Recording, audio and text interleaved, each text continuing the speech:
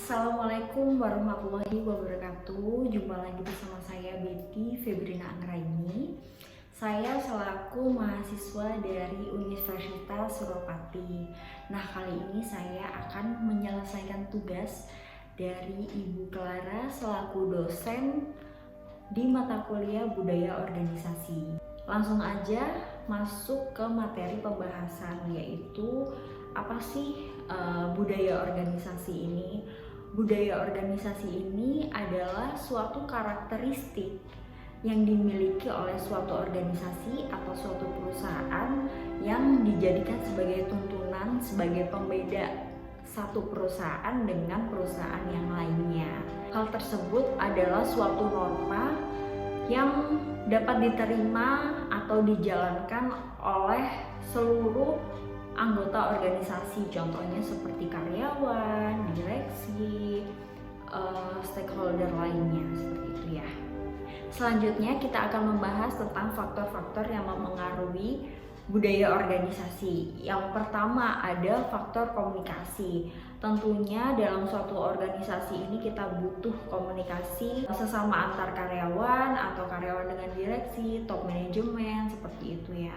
Jadi komunikasi ini sangat diperlukan untuk memperlancar berjalannya perusahaan juga.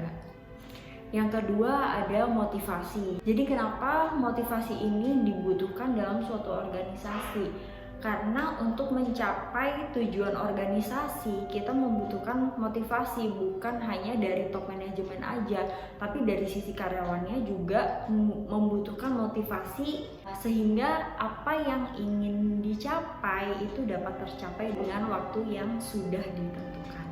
Lalu ada karakteristik organisasi. Jadi karakteristik organisasi ini maksudnya karakter seperti apa yang sudah dibentuk dalam suatu perusahaan. Lalu selanjutnya proses-proses administrasi.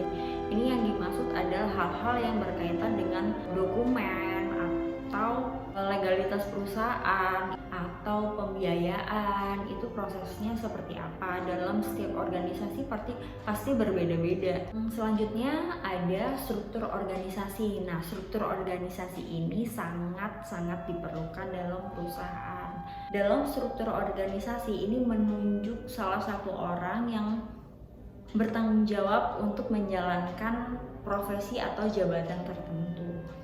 Selanjutnya ada gaya manajemen. Gaya manajemen ini sebagai keputusan-keputusan atau kebijakan-kebijakan yang diambil dan diterapkan pada suatu perusahaan atau organisasi tersebut.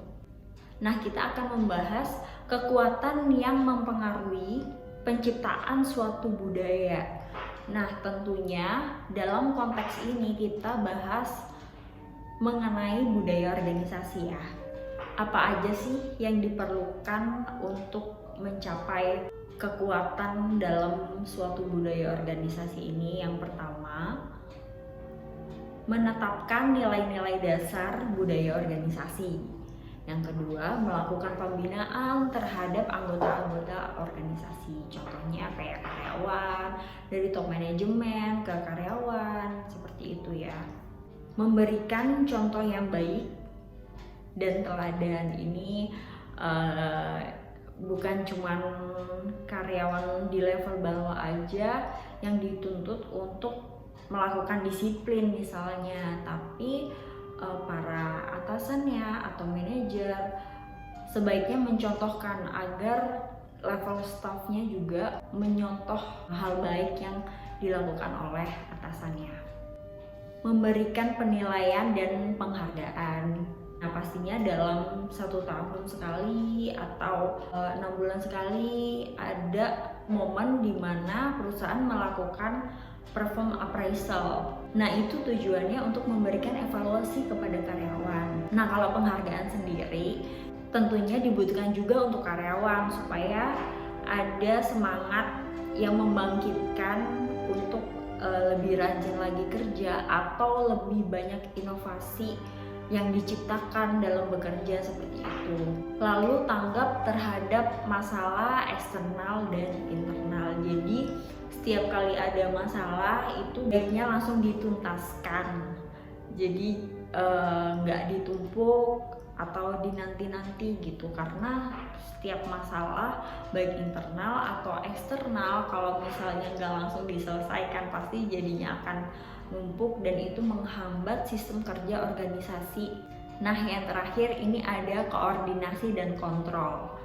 Nah, kenapa ini perlu? Karena kalau suatu organisasi tidak mengontrol karyawan atau sistem kerja organisasinya, bagaimana organisasi itu bisa tahu kalau pencapaiannya ini meningkat atau menurun. Nah, kontrol ini juga sebaiknya dilakukan untuk seluruh anggota organisasi atau perusahaan, karena kalau dilakukan hanya dari top ke bawah, nanti yang bagusnya cuma di bawah. Nah, selanjutnya kita akan membahas bagaimana pembentukan budaya organisasi. Tentunya yang kita tahu, untuk membentuk suatu budaya dalam organisasi itu tidak membutuhkan waktu yang sebentar dan biaya yang sedikit. Karena untuk menilai atau memilih karakteristik yang akan diterapkan dalam suatu organisasi itu butuh pertimbangan yang sangat matang, dan saya akan menampilkan skema dalam pembentukan budaya organisasi. Nah, seperti ini.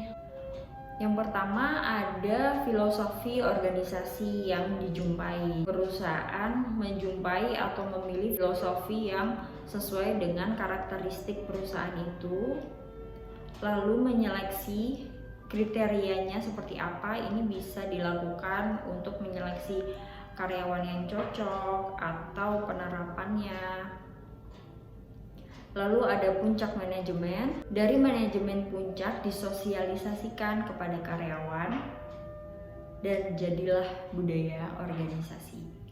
Tadi kita sudah membahas terkait pembentukan budaya organisasi. Lalu sekarang kita akan membahas bagaimana mempertahankan budaya organisasi yang sudah dibentuk. Ini prosesnya kurang lebih sama seperti pembentukan budaya organisasi, karena ini sifatnya bukan mengkreat baru tapi mempertahankan. Jadi lebih simpel dari pembentukan budaya organisasi. Yang pertama ada seleksi. Nah, kenapa harus seleksi?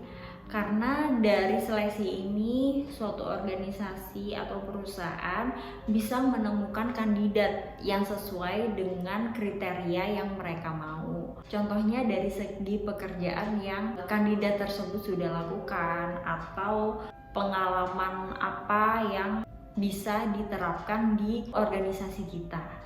Yang kedua ada manajemen puncak. Nah, manajemen puncak ini sebagai penentu aturan yang akan diterapkan dalam suatu perusahaan atau organisasi. Nah, yang ketiga ada sosialisasi, yaitu mensosialisasikan apa yang sudah ditentukan oleh perusahaan, apa yang sudah ditentukan oleh manajemen puncak kepada seluruh anggota organisasinya.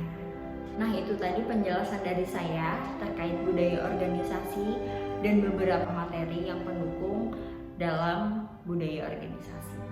Sekian presentasi dari saya. Assalamualaikum warahmatullahi wabarakatuh. Sampai bertemu di tugas selanjutnya.